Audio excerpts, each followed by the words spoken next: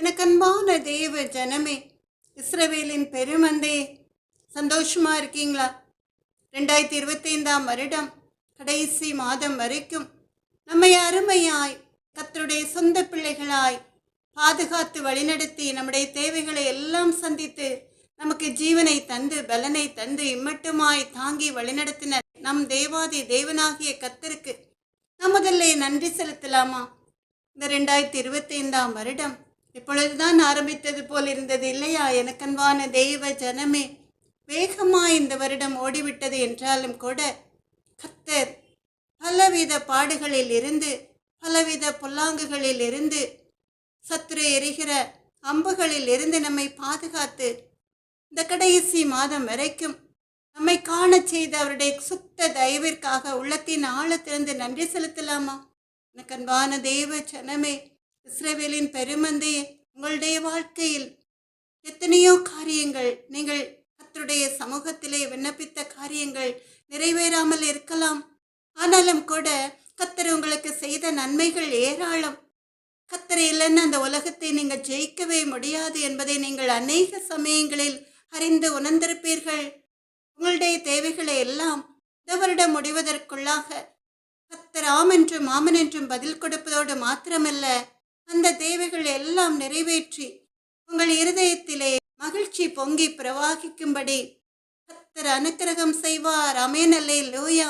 எனக்கன்பான தேவ ஜனமே, இஸ்ரவேலின் பெருமந்தையே, 2025ஆம் வருடம் டிசம்பர் மாதத்தில் வந்திருக்கிற அன்பு பிள்ளைகள், இந்த மாதத்திற்குரிய வாக்குத்தத்த வசனத்திற்காக காத்திருக்கிற இஸ்ரவேலின் பெருமந்தைகள், இந்த வருடத்தின் கடைசி மாதம் வரைக்கும் நமக்கு கர்த்தர் செய்த நன்மைகள் ஏராளம் ஏராளம் இல்லையா?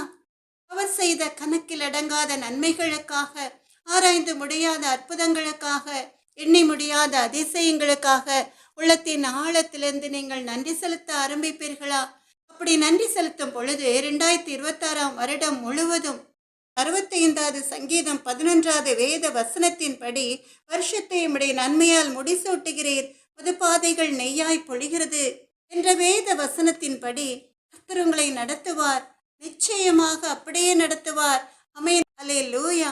கர்த்தருடைய அன்பு மகள், மறுபடியும் மறுபடியுமாய் சொல்கிறேன், 2026ஆம் வருடம் உங்களுடைய வாழ்க்கையிலே நீங்கள் இழந்த எல்லாவற்றையும் சுதந்திரித்து கொண்டு கர்த்தர் செய்ய போகிற அநேக நன்மைகளுக்காக உள்ளத்தின் ஆழத்திலிருந்து நன்றி செலுத்தி அவருடைய நாமத்தை மகிமைப்படுத்த போகிறீர்கள்.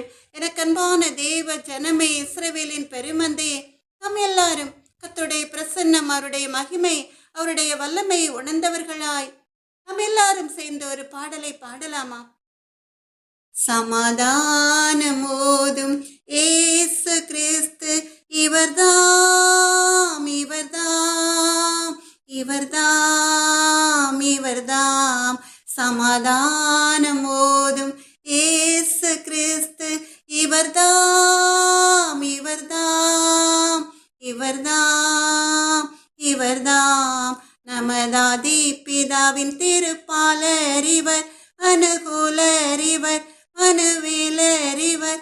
சமாதானம் ஓதும் ஏசு கிறிஸ்து இவர்தாம் இவர்தாம் இவர்தாம் இவர்தாம். நேய கிருபையின் ஒரு செய்யர் இவர், பரமராயர் இவர், நமதாயர் இவர். சமாதானம் ஓதும் ஏசு கிறிஸ்து இவர்தாம் இவர்தாம் இவர்தாம் இவர்தாம். ஆதீனர செய்த தீதரவே அருளானந்தமாய் அடியார் சொந்தமாய். சமாதானம் ஓதும் ஏசு கிறிஸ்து இவர்தாம் இவர்தாம் இவர்தாம் இவர்தாம். ஆரணம் பாடி விண்ணோராடவே, அறிஞர் தேடவே, இடையோர் கூடவே. சமாதானம் ஓதும் ஏசு கிறிஸ்து இவர்தாம் இவர்தாம் இவர்தாம் இவர்தாம். மெய்யாகவே மெசியாவுமே நம்மை நாடினாரே, கிருபை கூறினாரே. சமாதானம் ஓதும் ஏசு கிறிஸ்து இவர்தாம் இவர்தாம் இவர்தாம் இவர்தாம் அருளானந்த மோட்ச வழி காட்டினாரே, நிலை நாட்டினாரே, முடி சூட்டினாரே, சமாதானம் ஓதும் இயேசு கிறிஸ்து. இவர்தாம் இவர்தாம் இவர்தாம் இவர்தாம். எனக்கன்பான தேவ ஜனமே, இஸ்ரவேலின் பெருமந்தே, பொழுதும் கூட நம் கண்களை மூடி முழங்காலில் நிற்க முடிந்தவர்கள் முழங்கால் படியிட்டு நம் தேவாதி தேவனாகிய கர்த்தரை நோக்கி ஒரு செப விண்ணப்பத்தை ஏறெடுக்கலாமா? இரக்கமும் மனதொருக்கமும் நீடிய சாந்தமும் கிருபையுமுள்ள எங்கள் அன்பு நல்ல தகப்பனே, நான் என் வார்த்தையை உன் வாயிலை அருளி என் கரத்தின் நிழலினால் உன்னை மறைக்கிறேன் சொன்ன தேவாதி தேவனாகிய கர்த்தாவே, இப்பொழுதும் கூட இந்த டிசம்பர் மாதத்திற்கென்று கர்த்தர் கொடுத்த வேத வார்த்தைகள், ஜீவனுள்ள தேவனுடைய வார்த்தைகள் ஒன்று கூட வெறுமையாய் செல்லாதபடிக்கு உடைய அன்பு பிள்ளைகள் வாழ்க்கையிலே, இஸ்ரவேலின் பெருமந்தைகளுடைய வாழ்க்கையிலே நிறைவேறும்படியாய் கர்த்தர் கிருபை பாராட்டி அருளுங்க எங்கள் அன்பு நல்ல தகப்பனே. ராஜாதி ராஜாவே, சேனைகளின் கர்த்தாவே, என்னால் ஒன்றும் கூடாது தகப்பன், ஆனாலும் கூட அப்பிரோச்சனமான அடிமை எமது கரங்களில் வல்லமையா எடுத்து பயன்படுத்துங்க ராஜா. நீர் கொடுத்த வேத வசனத்துக்குரிய வார்த்தைகளை உடைய அன்பு மகளுக்கு கொடுப்பதோடு மாத்திரமல்ல, அந்த வார்த்தைகளை பேசுவதற்குரிய கிருபையை அளித்து பாடும் பொழுது கர்த்தருடைய நாமத்தை மகிமைப்படுத்தும்படியாய் ஜெபிக்கும் பொழுது அற்புதங்கள் உடைய அன்பு பிள்ளைகளுடைய வாழ்க்கையிலே திரளாய் நடக்கும்படியாய் கர்த்தர் அதிசயங்களையும் அற்புதங்களையும் உடைய அன்பு பிள்ளைகளுடைய வாழ்க்கையில் செய்யப்பா. இயேசுவே எங்கள் அன்பு நல்ல தகப்பனே, பேசுகிறவர்கள் நீங்கள் அல்ல, உங்கள் பிதாவின் ஆவியானவர் சொன்ன தேவாதி தேவனாகிய கர்த்தாவே, என்னை மறைத்து நீங்க வெளிப்படுங்க தகப்பனே. இயேசுவின் நாமத்தாலே ஜெபத்தை ஏறெடுக்கிறேன் எங்கள் அன்பு நல்ல தகப்பனே. பிரோஜனமான அடிமை கடமை மாத்திரம் செய்கிறேன் அப்பா, நன்றி தகப்பனே. எனக்கன்பான தேவ ஜனமே, இஸ்ரவேலின் பெருமந்தே, 2025 வருடம் டிசம்பர் மாதம் கர்த்தருடைய அன்பு பிள்ளைகளுக்கென்று, இஸ்ரவேலின் பெருமந்தைகளுக்கென்று நம் தேவாதி தேவனாகிய கர்த்தர் கொடுத்த வேத வசனம் ஏசாயா 32 அதிகாரம் 18 வேத வசனம். ஏசாயா 32 அதிகாரம் 18 வேத வசனம். நம்ம எல்லாரும் சேர்ந்து வேத வசனத்தை வாசிக்கலாமா? என் ஜனம் சமாதான தாபரங்களிலும் நிலையான வாசஸ்தலங்களிலும் அமைதியாய் தங்கும் இடங்களிலும் குடியிருக்கும். ஆமென் அல்லேலூயா. ஏசாயா 32 அதிகாரம் 18 வேத வசனம். நம் மறுபடியுமா இந்த வேத வசனத்தை சேர்ந்து வாசிக்கலாமா? என் ஜனம் சமாதான தாபரங்களிலும் நிலையான வாசஸ்தலங்களிலும் அமைதியாய் தங்கும் இடங்களிலும் குடியிருக்கும். ஆமென் அல்லேலூயா. எவ்வளோ அருமையானது ஒரு வாக்குத்தத்த வசனம் இல்லையா? எனக்கு அன்பான தேவ ஜனமே, 2025 வருடத்தின் கடைசி மாதத்தையும் காண செய்த கர்த்தர் நம்முடைய அன்பு பிள்ளைகளுக்கு வாக்கு கொடுக்கிறார். என் ஜனம் சமாதான தாபரங்களிலும் நிலையான வாசஸ்தலங்களிலும் அமைதியாய் தங்கும் இடங்களிலும் குடியிருக்கும் என்று. இதுதானே எல்லாரும் விரும்புகிற ஒரு காரியம் இல்லையா எனக்கு அன்பான தேவ ஜனமே? ஏன்னா இன்றைய நாட்கள்ல சமாதானத்தை இழந்து தவிக்கிறவர்கள் ஏராளம் பேர் இல்லையா? ஏதாவது ஒரு காரியத்திற்காக பிரியமானவர்களை இழந்து அல்லது தொழிலில் நஷ்டம் வந்து பலரால் கைவிடப்பட்ட நிலையிலே பண நெருக்கடியினால், கடன் பிரச்சனைகளினால், வேலையில்லாமையினால், நோயினால், பொல்லாதவர்களால் வரும் ஆபத்துகளின் நிமித்தமாய், இப்படி பல விதங்களிலே பெற்றோர்களும் கூட பொல்லாத குணம், பாவ பழக்க வழக்கங்களுக்கு அடிமையான பிள்ளைகளின் நிமித்தமாய், இப்படி பல காரணங்களின் நிமித்தமாய் சமாதானங்களை இழந்து தவிக்கிறார்கள். அதற்காக அவர்கள் நிம்மதியை தேடி பலவித பாதைகளை நோக்கி செல்கிறார்கள். எப்படியாவது நாம் இந்த பாடுகளை கடந்து சென்று சமாதானமாய் வாழ முடியுமா என்று பலரிடம் யோசனையை கேட்டு அவர்கள் விரும்புகிற அந்த சமாதானத்தை தேடி பல வழிகளிலே அவர்கள் செல்கிறார்கள். எனக்கன்பான தேவ ஜனமே, எவ்வளவுதான் வசதி வாய்ப்புகள் இருந்தாலும் தேசத்தில் உள்ள ஜனங்களின் இருதயங்களிலே சமாதானம் இல்லை. பார்க்க அவர்கள் அகங்காரமாய் எல்லா காரியங்களும் நிறைவாய் பெற்றவர்களாய் சுற்றித் திரியலாம், பெரிய பெரிய பதவிகளில் உள்ளவர்கள். ஆனால் அவர்கள் வீடுகளிலே, அவர்கள் தங்கி இருக்கிற இடங்களிலே சென்று பார்த்தால் ராத்திரி நேரங்களிலே தூக்கத்தை இழந்தவர்கள் தவிக்கிறார்கள். அதற்காக அவர்கள் பலவித பாவ பழக்க வழக்கங்களுக்கு அடிமையாகிறார்கள். குடிகாரர்களாய் மாறிவிடுகிறார்கள். போதை பழக்கங்களுக்கு அடிமையாகி விடுகிறார்கள். ஆனாலும் கூட அந்த சமாதானம், அந்த தெய்வீக சமாதானம் அவர்கள் இருதயத்தில் இருப்பதே இல்லை. இருதயங்களிலே சமாதானம் இருந்தால்தானே குடும்பத்தில் உள்ளவர்கள் நிம்மதியாக இருக்க முடியும். எனக்கன்பான தேவ ஜனமே, இஸ்ரவேலின் பெருமந்தையே, பலவித பாடுகள் போராட்டங்கள் நிமித்தமாய் சமாதானத்தை இழந்து தவிக்கிறார்கள். ஆனால் இங்கே நம் தேவாதி தேவனாகிய கர்த்தர் சொல்கிறார், என் ஜனம் சமாதான தாபரங்களிலும் நிலையான வாசஸ்தலங்களிலும் அமைதியாய் தங்கும் இடங்களிலும் குடியிருக்கும் என்று. எனக்கன்பான தேவ ஜனமே, இதில் என் ஜனம் என்பதுதான் முக்கியமான ஒரு வார்த்தை. இந்த ஆசீர்வாதம் யாருக்காம்?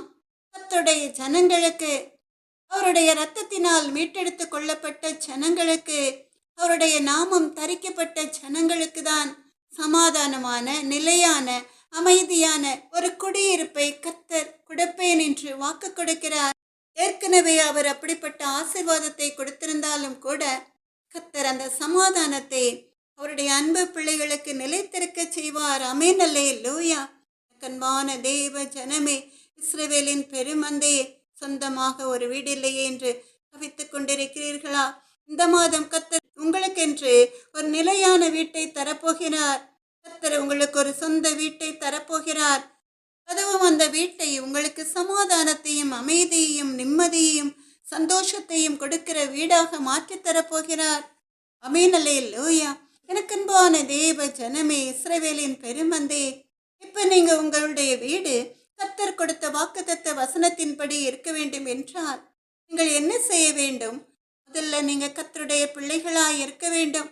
கர்த்தருடைய பிள்ளைகள் என்றால் நீங்கள் கிறிஸ்தவர்களாய் மாத்திரம் இருந்தால் போதாது. எனக்கன்பான தேவ ஜனமே, சாட்சியுள்ள ஜீவியம் ஜீவிக்க வேண்டும். ஒரு குடும்பத்திலே சண்டை என்று வந்துவிட்டால் நிச்சயமாய் அதிலே சமாதானம் பண்ணுகிற ஒருவர் இருப்பார். ஆமென், இல்லையா? அதுவும் கிறிஸ்தவ குடும்பங்கள் என்றால் எங்கே இருந்தாவது அவர்களுக்கு போராட்டங்கள் வரும். முதல்ல அவர்களை சுற்றி உள்ளவர்கள் அவர்களை பகைப்பார்கள். அவர்கள் என்னதான் அமைதியாய் சண்டை போடாதவர்களாய் இருந்தாலும் கூட அது நெய்பர்ஸ்க்கு பிடிக்காது. அவர்கள் சண்டை போடுகிறவர்களாய் இருந்தாலும் கூட பதிலுக்கு பதில் அவர்களை எதிர்த்து நின்று கர்த்தருடைய பிள்ளைகள் சண்டை போட மாட்டார்கள். நமக்கு ஏன் வம்பு என்று அமைதியாய் போய்விடுவார்கள். எல்லா கிறிஸ்தவ குடும்பங்களும் அப்படியல்ல.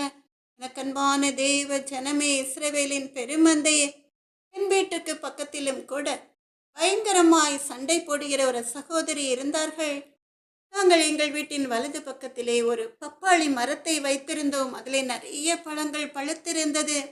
ஆனால் இந்த அம்மா என்ன செய்வார்கள் என்றால், ஒரு கம்பை வைத்து அந்த பழங்களை எல்லாம் பறித்து எங்கள் வீட்டின் சுவரின் மேல் எரிந்து விடுவார்கள்.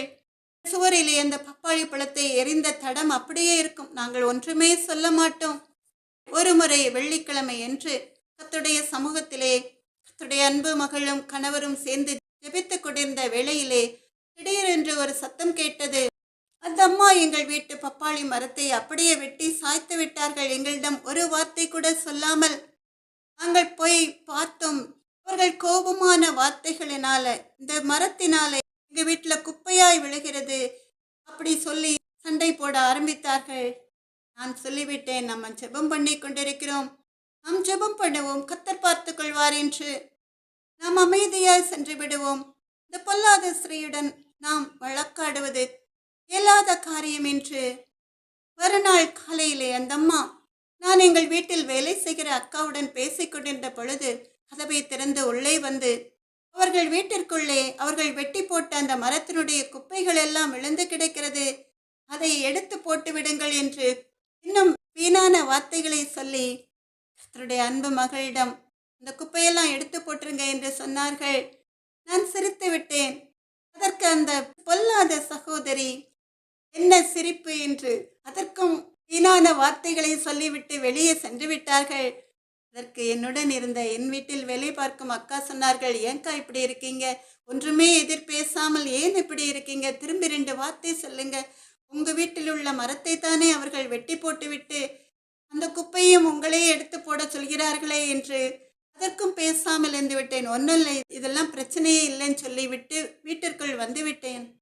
எனக்கன்பான தேவ ஜனமே, இஸ்ரவேலின் பெருமந்தையே, நாம் பதிலுக்கு சண்டை போட்டால் இந்த சின்ன சண்டை பெரிதாகி அதனால் நம்முடைய அமைதி, நம்முடைய சமாதானம், நம்முடைய நிம்மதி குலைந்துவிடும். அதனால் அமைதியாக இருந்து விட்டோம். எனக்கன்பான தேவ ஜனமே, நம்மை விசாரிக்கிற தகப்பனார் இருக்கிறார். அவர் பார்த்துக் கொள்வார். இதுதான் சாட்சியுள்ள ஜீவியம். இது சின்ன காரியம் என்று நீங்கள் நினைக்கலாம்.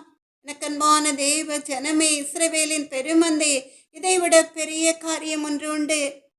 என்னுடைய வயதான அம்மாவையும் என்னையும் ஹவுஸ் அரெஸ்ட் பண்ணி வைத்து என் அன்பு தாயார் தங்கியிருந்த அவர்களுக்கு சொந்தமான வீட்டை செட்டில்மெண்டாக எழுதச் சொல்லி கட்டாயப்படுத்தின புரட்டாட்ட குணமுள்ள என் கணவருடைய சகோதரர்களுக்கு விரோதமாய் ஒரு வார்த்தை கூட நானும் என் அம்மாவும் எதிர்த்து சொல்லவில்லை. ஏன்னா எங்களுக்கு அப்படிப்பட்ட குணமில்லை. இவ்வளவு பெரிய காரியத்தை அவர்கள் செய்த பிறகும் கூட, கர்த்தருக்கு பிரியமில்லாத காரியத்தை செய்த பிறகும் கூட எதிர்த்து நின்று வீணான வார்த்தை ஒன்று கூட நாங்கள் சொல்லாமல் அமைதியாய் அந்த வீட்டை விட்டு வெளியே வந்து விட்டோம். எல்லா காரியங்களையும் கர்த்தர் பொறுப்படுத்திக் கொண்டார். கர்த்தர் செட்டில்மெண்ட் எழுதாதபடிக்கு தடுத்து விட்டார். ஆனாலும் கூட அந்த வீட்டை நாங்கள் இன்னும் சுதந்திரிக்கவில்லை. எனக்கு அன்பான தெய்வ ஜனமே, இஸ்ரவேலின் பெருமந்தே, மற்றவர்களுக்கு முன்பாக நாம் கர்த்தருக்கு பிரியமானவர்களாய் ஜீவிக்கும் பொழுது கர்த்தர் கொடுத்த வாக்குத்தத்தம் உங்கள் வாழ்க்கையில் நிறைவேறும். சண்டை இல்லைன்னா அங்கே சமாதானம் தானே. எனக்கு அன்பான தேவ ஜனமே, இஸ்ரவேலின் பெருமந்தே, நீங்க கர்த்தருக்கு பிரியமான பாதையில் முன்னேறி செல்லும் பொழுது நிச்சயமாய் உங்களை சுற்றியுள்ளவர்கள் அல்லது உங்களுடைய உற்றார் உறவினர்கள் உங்களுக்கு எதிரிகளாய் எழும்பி விடுவார்கள். ஏன்னா சாத்தான் உங்களுக்கு விரோதமாய் எழும்புவான்.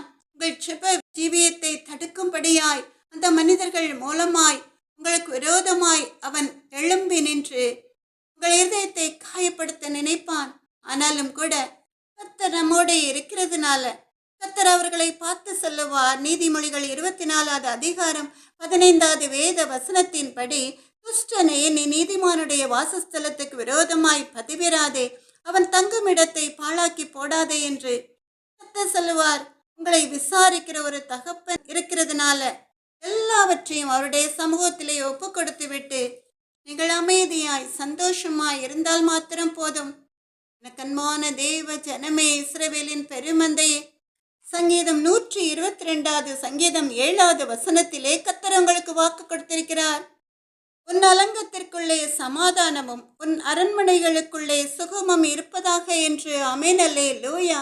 சகலத்தையும் படைத்தவர், உலகத்தில் உள்ள அத்தனை பேருக்கும் ஜீவனை கொடுத்த அந்த மகிமையான தேவன் கர்த்தருடைய அன்பு பிள்ளைகளை பார்த்து சொல்கிறார். சங்கீதம் 122வது சங்கீதம் 7வது வசனத்தின்படி, உன் அலங்கத்திற்குள்ளே சமாதானமும் உன் அரண்மனைகளுக்குள்ளே சுகமும் இருப்பதாக என்று. நக்கன்பான தேவ ஜனமே, இஸ்ரவேலின் பெருமந்தையே, சண்டை இல்லைன்னா அங்கே சமாதானம் தானே. கர்த்தர் நல்லவர். ஆமென், அல்லேலூயா. ராஜாக்கள் தேசங்களை ஆண்ட காலத்திலே ஒரு ராஜா ஒரு தேசத்திற்கு விரோதமாய் சேனைகளை கூட்டிக் கொண்டு யுத்தத்திற்கு வருவார்.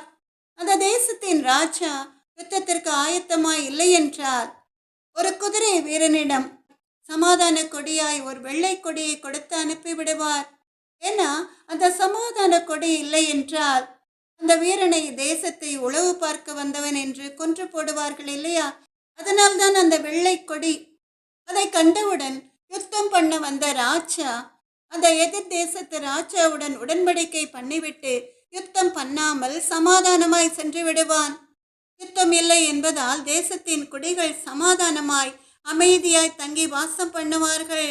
யுத்தம் இல்லாத இளைப்பாறுதல். எனக்கன்பான தேவ ஜனமே, இஸ்ரவேலின் பெருமந்தே, இஸ்ரேலுக்கும் காசா நகரத்துக்கும் இடையிலே நடந்த யுத்தத்திலே அநேகம் பேர் அப்பாவி பிள்ளைகளும் கூட மடிந்து போனார்கள் இல்லையா. ரஷ்யா உக்ரைன் தேசத்திற்கு இடையே நடந்த யுத்தங்களிலும் கூட அநேக அப்பாவி இராணுவ வீரர்கள் மடிந்து போய்விட்டார்கள் இல்லையா. கண்பான தேவ ஜனமே, அப்ப யுத்தங்கள் வரும் பொழுது தேசங்களில் உள்ள அமைதி முற்றிலுமாய் சீர்குலைந்து போய்விடும். தேசங்களில் உள்ள சமாதானம் முற்றிலுமாய் அழிந்துவிடும். அப்படிப்பட்ட நேரங்களிலே நம் தேவாதி தேவனாகிய கர்த்தர் நல்ல மனிதர்களை, கர்த்தருக்கு பிரியமான மனிதர்களை, அமெரிக்க அதிபர் ட்ரம்ப் போன்ற மனிதர்களை எழுப்பி அந்த தேசங்களுக்கு இடையிலே உள்ள யுத்தங்களை ஒரு முடிவுக்கு கொண்டு வரும்படியாய் அவர் மூலமாய் நம் தேவாதி தேவனாகிய கர்த்தர் சமாதான காரணர் யுத்தங்களுக்கு ஒரு முற்றுப்புள்ளி வைத்து விடுவார். ஆமென் அல்லேலூயா. எனக்கு அன்பான தேவ ஜனமே, இஸ்ரவேலின் பெருமந்தே, நம்முடைய இந்திய தேசத்தையும் கூட கர்த்தர் அப்படித்தானே பாதுகாக்கிறார். அண்டை நாடுகளுடன் யுத்தம் இல்லாத ஒரு சூழ்நிலை. இதற்கு காரணம் என்ன? நம்ம எல்லாருடைய ஜெபம். நம்முடைய தேசத்திற்காக கர்த்தருடைய அன்பு பிள்ளைகள் ஏறெடுக்கிற ஜெபத்தினால பயங்கரவாதிகள் இந்திய தேசத்தை தாக்காதபடிக்கு கர்த்தர் பாதுகாக்கிறார். ஆமென் அல்லேலூயா. அன்பான தேவ ஜனமே, இஸ்ரவேலின் பெருமந்தே, நீங்கள் வேலை பார்க்கும் இடங்களிலே, ஆஃபீஸ்களில், கம்பெனிகளில் உங்களை பகைக்கிறவர்கள் அநேகம் பேர் இருப்பார்கள். கர்த்தரை அதிகமாய் நேசித்து கர்த்தருக்கு பிரியமான பாதையில் நடக்கிற அன்பு பிள்ளைகள் குடியிருக்கிற இடங்களிலும் கூட அவருடைய அமைதியை கெடுக்கும்படியாய் அநேகம் பேர் எழும்பி நிற்பார்கள். தாவீது ராஜாவும் சங்கீதம் 120:5-6-7 வசனங்களிலே சொல்கிறான், ஐயோ, நான் மேசைக்கிலே சஞ்சரித்தது போதும், கேதாரின் கூடாரங்கள் அண்டையிலே குடியிருந்ததும் போதும், சமாதானத்தை பகைக்கிறவர்களிடத்தில் என் ஆத்துமா குடியிருந்ததும் போதும். நான் சமாதானத்தை நாடுகிறேன், அவர்களோ நான் பேசும்போது யுத்தத்துக்கு எத்தனைப்படுகிறார்கள் என்று. பெரிய ராஜா தாவீது ராஜாவும் கூட சொல்கிறான், நான் சமாதானமான வார்த்தைகளை பேசும் பொழுதும் கூட எனக்கு விரோதமாய் எழும்பி நிற்கிற எதிரிகள் யுத்தத்துக்கு ஆயத்தப்படுகிறார்கள் என்று. அப்படிப்பட்ட பொல்லாங்கான மனிதர்கள் நிறைந்த தேசம். ஏதாவது ஒரு தீங்கான காரியம் அவர்கள் மூலமாய் வந்து கொண்டே இருக்கும். நீங்கள் அவர்களுடைய சமாதானமாய் இருக்க விரும்பினாலும் அவர்கள் உங்களுக்கு விரோதமான காரியங்களை செய்து கொண்டே இருப்பார்கள். உங்கள் ஆத்துமா சமாதானத்தை இழந்துவிடும். நான் அவர்களுக்கு விரோதமாய் ஒன்றும் செய்யவில்லையே, பின் ஏன் என் சமாதானத்தை கெடுக்கிறார்கள் என்று நீங்கள் நினைக்க ஆரம்பித்து விடுவீர்கள். உங்களை பார்த்துதான் கர்த்தர் சொல்கிறார். ஏசாயா 32:18 வேத வசனத்தின்படி, இந்த வாக்குத்தத்த வசனத்தின்படி, என் ஜனம் சமாதான தாபரங்களிலும் நிலையான வாசஸ்தலங்களிலும் அமைதியாய் தங்கும் இடங்களிலும் குடியிருக்கும் என்று. இதுவரைக்கும் எவ்வளோ காரியங்கள், தீங்கான காரியங்கள் உங்கள் சமாதானத்தை கெடுத்திருக்கலாம். ஆனாலும் கூட இன்றைய நாளில் இருந்து, இந்த மாதத்திலிருந்து என் ஜனம் சமாதான தாபரங்களிலும் நிலையான வாசஸ்தலங்களிலும் அமைதியாய் தங்கும் இடங்களிலும் குடியிருக்கும் என்று. ஆமென் அல்லேலூயா. அருமையான ஒரு வாக்குத்தத்த வசனம். சமாதான காரணர் நீங்க தானே, சர்வ வல்லவரும் நீங்க தானே, நீங்க இருக்கையில நாங்க சோர்ந்து போவதில்லை. நீங்க எல்லாமே பார்த்து கொள்வீங்க, நீங்க எல்லாமே பார்த்து கொள்வீங்க. அதிசய தேவன் நீங்க தானே, ஆலோசனை கத்து நீங்க தானே, நீங்க இருக்கையில நாங்க சோர்ந்து போவதில்லை. நீங்க எல்லாமே பார்த்து கொள்வீங்க, நீங்க எல்லாமே பார்த்து கொள்வீங்க. தாயும் தகப்பனும் நீங்க தானே, தாங்கும் சுமை தாங்கி நீங்க தானே, நீங்க இருக்கையில நாங்க சோர்ந்து போவதில்லை. நீங்க எல்லாமே பார்த்து கொள்வீங்க, நீங்க எல்லாமே பார்த்து கொள்வீங்க. இருள் நீக்கும் வெளிச்சம் நீங்க தானே, ரட்சிப்பின் தேவனும் நீங்க தானே, நீங்க இருக்கையில நாங்க சோர்ந்து போவதில்லை.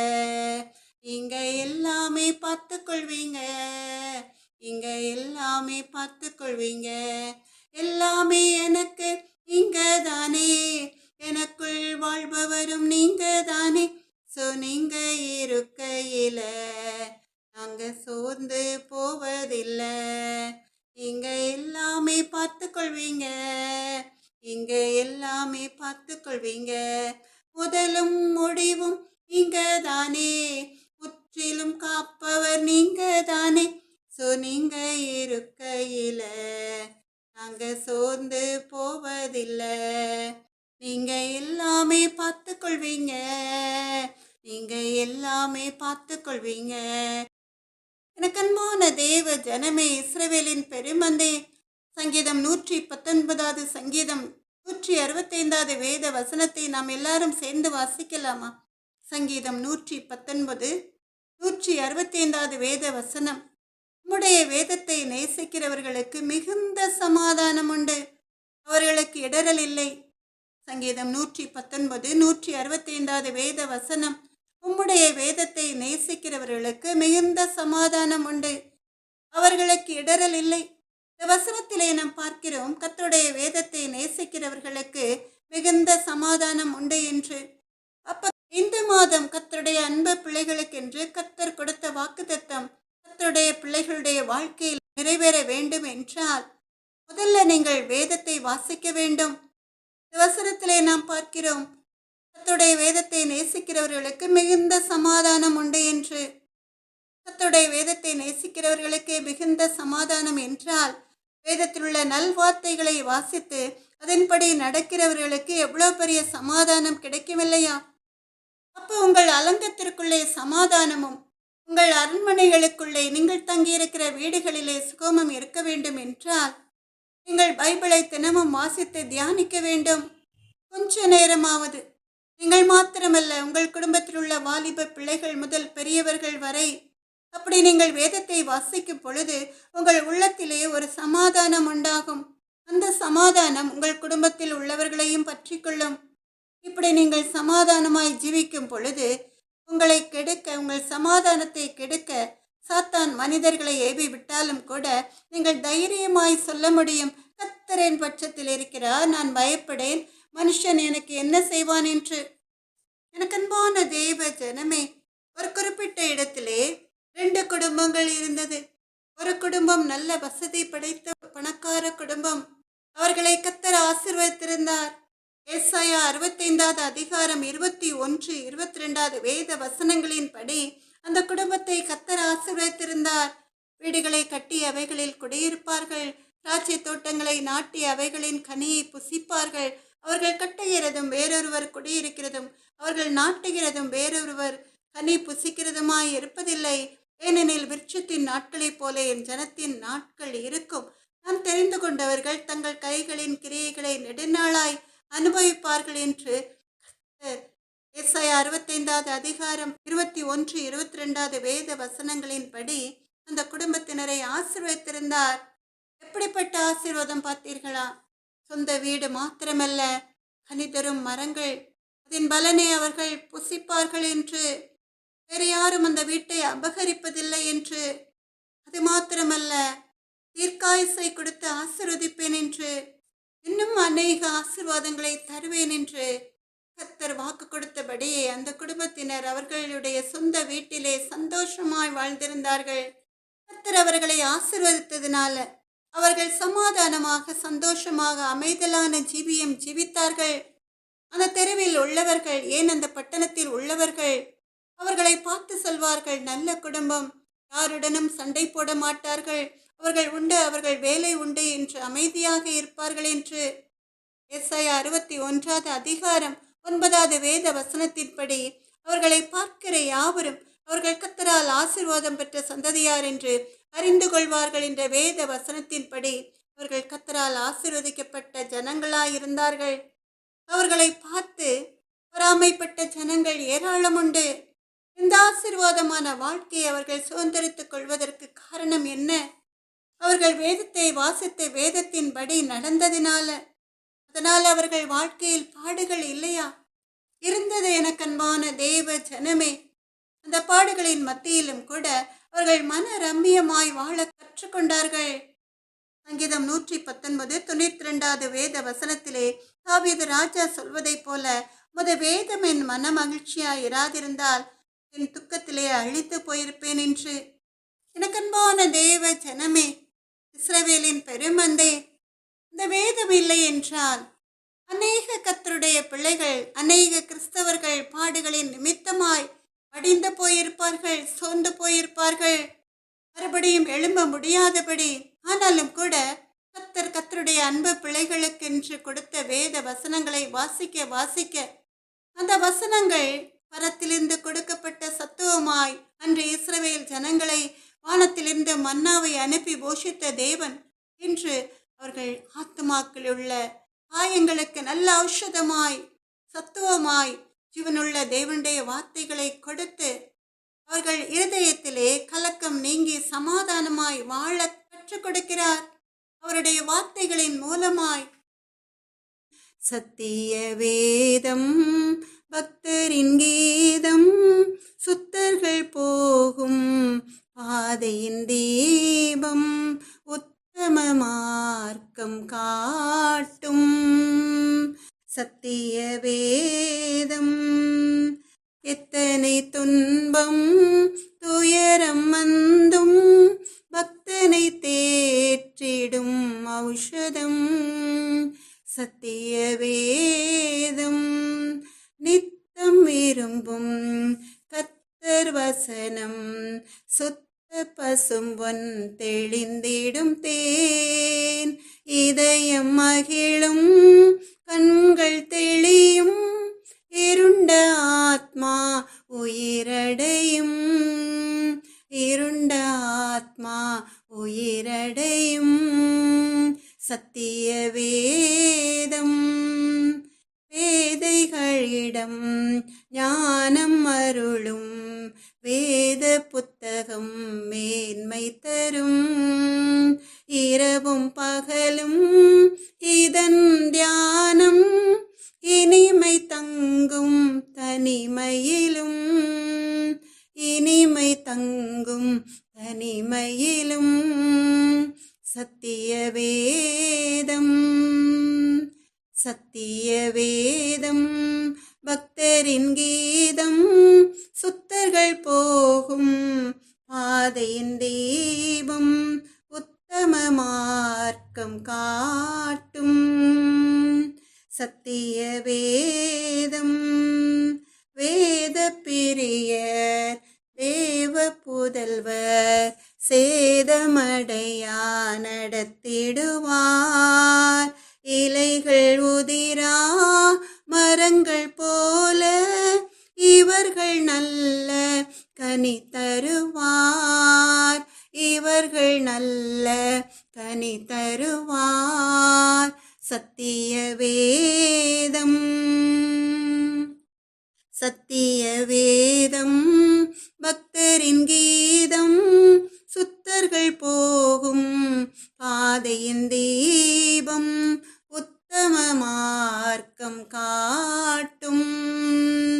சத்திய வேதம் உள்ளம் உதிக்கும் உறுதி அளிக்கும், கள்ளம் கபடெல்லாம் அகற்றும், கடிந்து கொள்ளும் கரைகள் போக்கும், கனமடைய வழி நடத்தும், கனமடைய வழி நடத்தும். சத்திய வேதம் சத்திய வேதம் பக்தரின் கீதம், சுத்தர்கள் போகும் பாதையின் தீபம், உத்தம மார்க்கம் காட்டும்.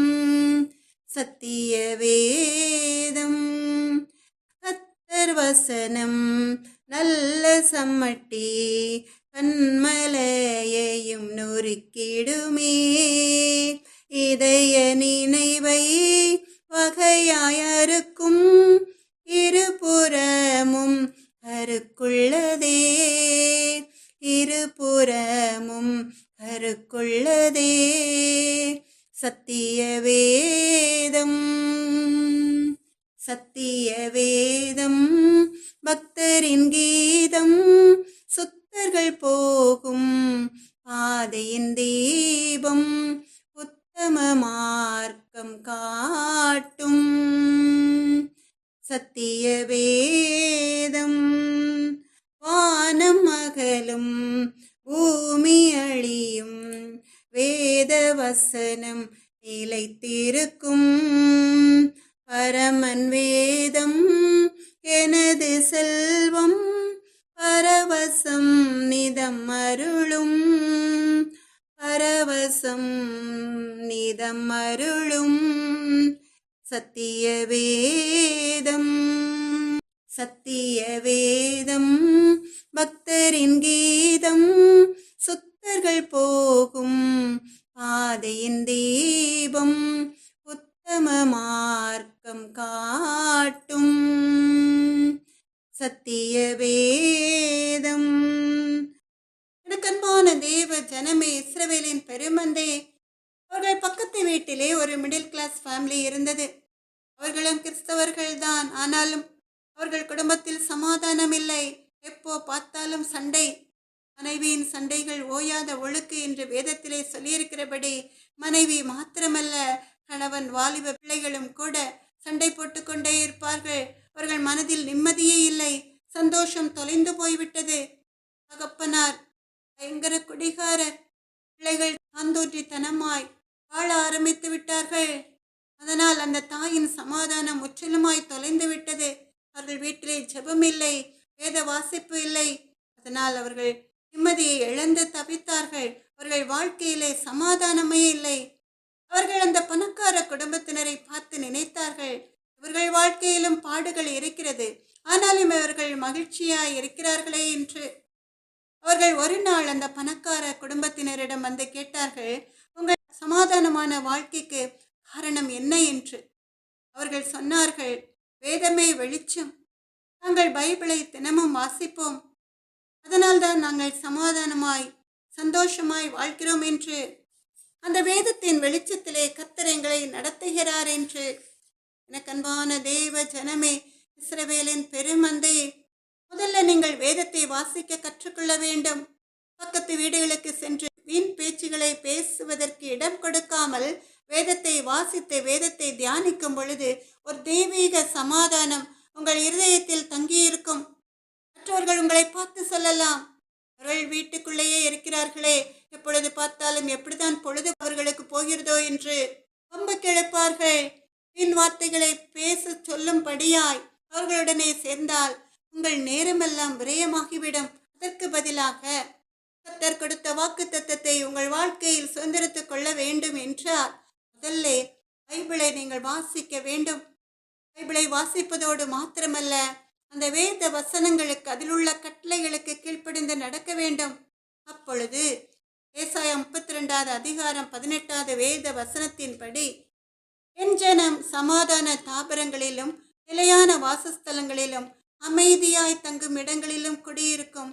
ஆமென், அல்லேலூயா. 1வது சங்கீதத்திலே அருமையாய் சொல்லப்பட்டிருக்கிறது, துன்மார்க்கருடைய ஆலோசனையில் நடவாமலும் பாவிகளுடைய வழியில் நில்லாமலும் பரியாசக்காரர் உட்காரும் இடத்தில் உட்காராமலும் கர்த்தருடைய வேதத்தில் பிரியமாயிருந்து இரவும் பகலும் அவருடைய வேதத்தில் தியானமாயிருக்கிற மனுஷன் பாக்கியவான்.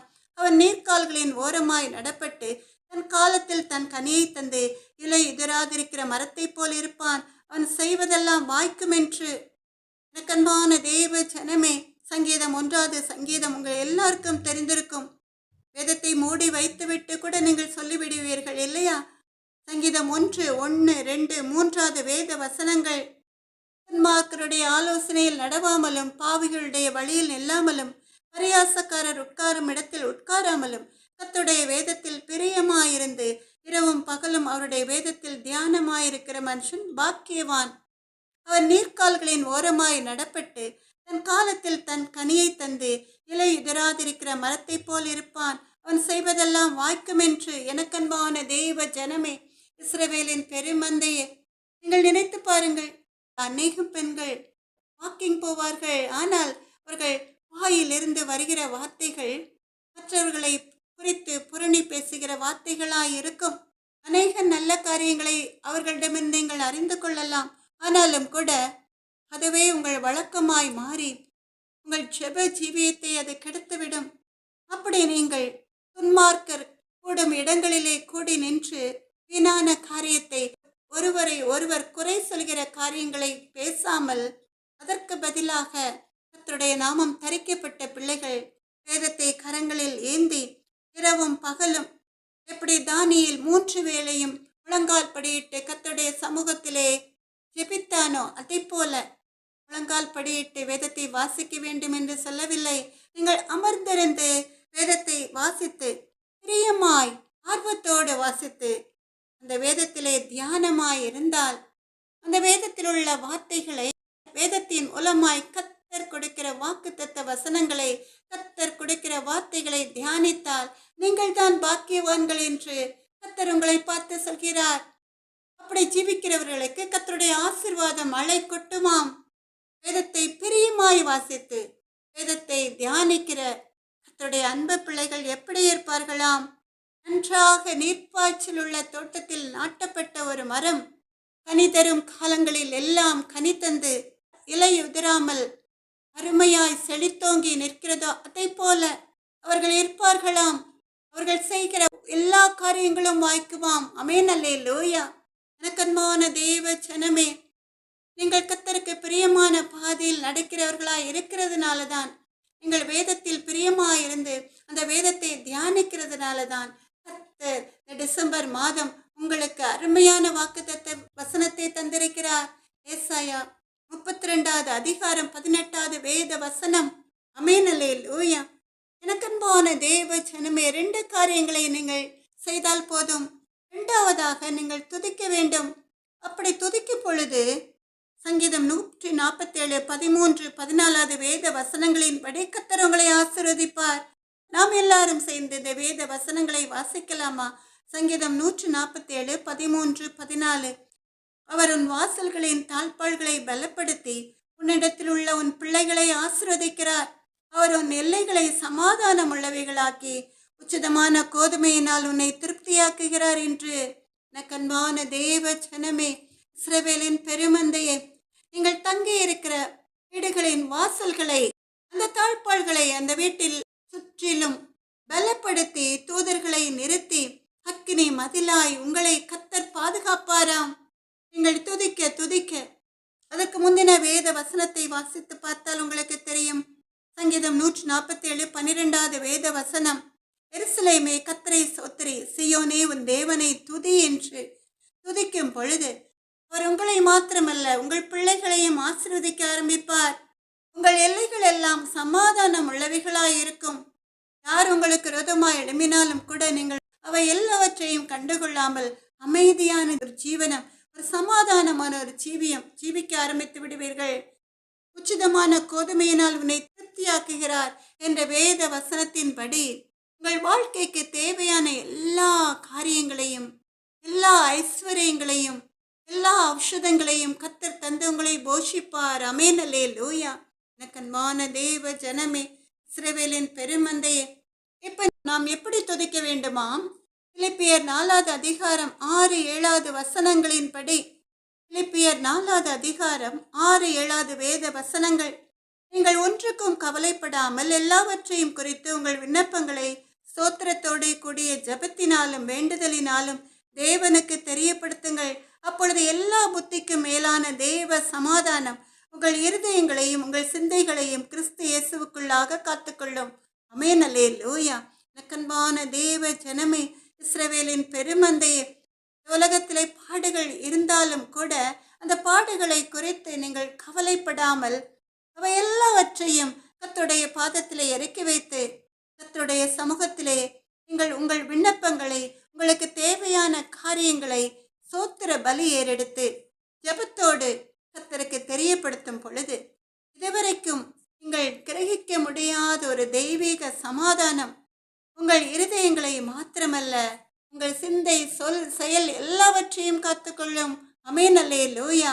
எனக்கன்பான தேவ ஜனமே, இஸ்ரவேலின் பெருமந்தையே, 2025ஆம் வருடம் கடைசி மாதம் அருமையான ஒரு வாக்குத்தத்தத்தை கர்த்தருடைய அன்பு பிள்ளைகளுக்கு, இஸ்ரவேலின் பெருமந்தைகளுக்கு கர்த்தர் கொடுத்திருக்கிறார்.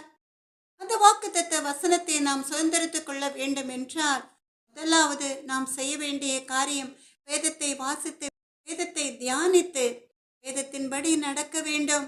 2வதாக கர்த்தருடைய சமூகத்திலே துதி பலிகள், ஸ்தோத்திர பலிகள் ஏறெடுக்க வேண்டும்.